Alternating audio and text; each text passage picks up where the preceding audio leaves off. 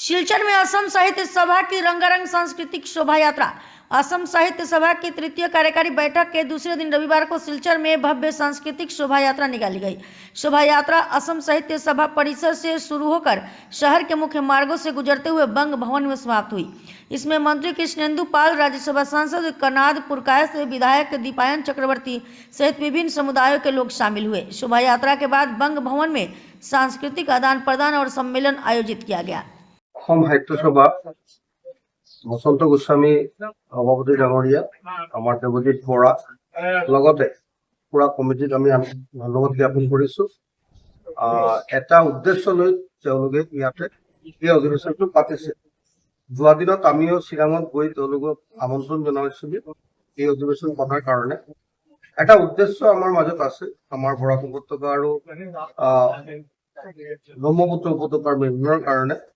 মই ভাবো যে আমাৰ এটা বহুত দিনৰ এটা দাবী আছে, এইটো মই মেগাজিনতো কৈছো যে আমাৰ শ্বহীদৰ কাৰণে যোৱা 19 মে তেওঁলোকে শ্ৰদ্ধাঞ্জলি জ্ঞাপন কৰিছে ইয়াত। আৰু আমাৰ এটা দাবী যে শিলচৰ ৰেলৱে ষ্টেচনটোৰ নামকৰণটো বাছাচৈ ষ্টেচন হ'ব লাগে। এইটো কাৰণে আমি মেগাজিনতো তেওঁলোকক ৰিকুৱেষ্ট কৰিছো। মই ভাবো যে এই ইমান লং পেণ্ডিং যেটো এটা আছিলে ডিমাণ্ড আছিলে, এই ডিমাণ্ডটো আৰু আগবাঢ়িব এই অধিৱেশনৰ জৰিয়তে। মই এইটো আশা ৰাখো আৰু বিশ্বাস কৰোঁ। আৰু আমাৰ এই যে কালচাৰ বিনিময় যেটো হ'ল, সংস্কৃতি বিনিময় যেটো হ'ল, এই সংস্কৃতি বিনিময়ৰ মাধ্যমে মই ভাবো যে ব্ৰহ্মপুত্ৰ উপত্যকাৰ যে সংস্কৃতি আছে সেইবিলাকো আমি জানিলো, সেইবিলাক লৈ আমি আগবাঢ়িব পাৰিব। আমাৰ ব্ৰহ্মপুত্ৰ বৰাক উপত্যকাৰ যোৱাকালি আপোনালোকে দেখছে যে কালচাৰেল নাইট যেটো হৈছে, এই কালচাৰেল নাইটত আমি আমাৰ উপত্যকাৰ বহুত কালচাৰ এইটো আমি উপস্থাপন কৰিব পাৰিছো। এই যে বৃহত্তৰ অসমীয়া জাতি যেটো আছে তেওঁলোকে এইটো উপভোগ কৰিছে, তেওঁলোকে এইটো কৈছে ইয়াত আটাইতকৈ ধুনীয়া এটা ডেন্স, ধামাইল ডেন্স ইয়াতে হ'ল, পৰিৱেশন ঝুমুৰ হ'ল, বেলেগ বেলেগ জাতি জনগোষ্ঠীৰ হৈছে, তেওঁলোকে খুব এইটো আদৰিছে। আৰু এইটোৱে আমি ভাবো যে এইটো এটা ডাঙৰ ছাকচেছ। আৰ এইটো আমি আশা ৰাখো আমাৰ এই অধিৱেশনৰ জৰিয়তে মাননীয় মুখ্যমন্ত্ৰীৰ যেটো সপোন আছিলে যে অসমটো একি লগত আমি আগবাঢ়িম, এই সপোনটো এটা সাৰ্থক ৰূপ ল'ব। বিশেষকে আমি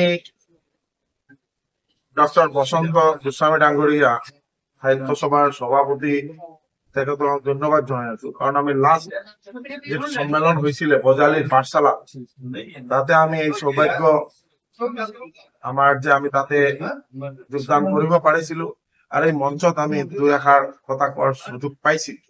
তাতে আমি আহ্বান কৰিছিলো যে বৰাক আৰু ব্ৰহ্মপুত্ৰ মাজত ৰিলেশ্যনটো আৰু সুদৃঢ় কৰিব লাগিলে আমাৰ অসম সাহিত্য সভাৰ সন্মিলন যাতে বৰাক উপত্যকা।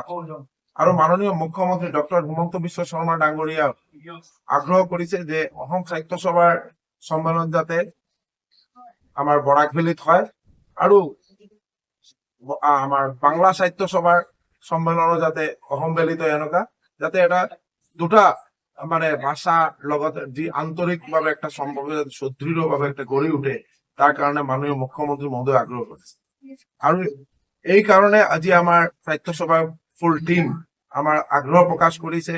প্ৰথম সম্পাদক আমাৰ দেৱজিৎ বৰা বা পদুম ৰাজখোৱা, তেওঁলোকে আমাৰ লগত যোগাযোগ কৰিছে, বা আমাৰ ইয়াৰ লোকেল বিধায়ক দীপায়ন চক্ৰৱৰ্তী তেখেতৰ লগত যোগাযোগ হৈছে। আমাৰ বৰাক উপত্যকা ডেভেলপমেন্ট ডিপার্টমেন্টের মিনিস্টার কৌশিক রায়, আমরা সকলে মিলি আমরা খুব ভাল লাগিছে যে আজি যে ইয়াত আমার সাহিত্য সভা সম্মেলন হয়েছে।